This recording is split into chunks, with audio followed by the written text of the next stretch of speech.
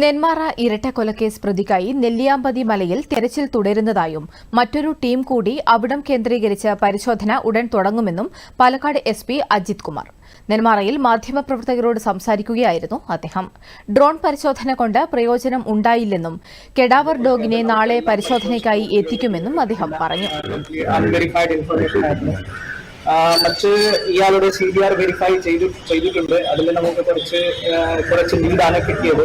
ആ CDR verification പ്രകാരം ഞങ്ങൾ ടീം ഓൾറെഡി കുറച്ച് വീണ്ടും ഇന്നലെ ഓൾറെഡി തൃശ്ശൂർ പോയിട്ട് വെരിഫൈ ചെയ്തു. പക്ഷെ ആ സ്ഥലത്തേക്ക് ഇയാൾ വന്നിട്ടില്ല. പല സ്ഥലത്തേക്ക് ടീം ഇപ്പോൾ ഓൾറെഡി സ്റ്റാർട്ട് ചെയ്തിട്ടുണ്ട്. ഞാൻ സ്ഥലം ഇപ്പോൾ പേര് പറയുന്നില്ല, കാരണം സോ നമ്മുടെ ടീം ഓൾറെഡി പോകുന്നുണ്ട്. മറ്റു കാര്യങ്ങൾ ഇന്റർവേഷനിന്റെ കാര്യം ഇയാളുടെ ബ്രദർക്ക് ഇപ്പോൾ ഞങ്ങൾ കുറച്ച് ഇന്റർവേറ്റ് ചെയ്തിട്ട് നോക്കുന്നുണ്ട്. സോ അത്ര കാര്യം ഞങ്ങൾ ഓൾറെഡി ഇവിടെ ചെയ്തിട്ടുണ്ട്.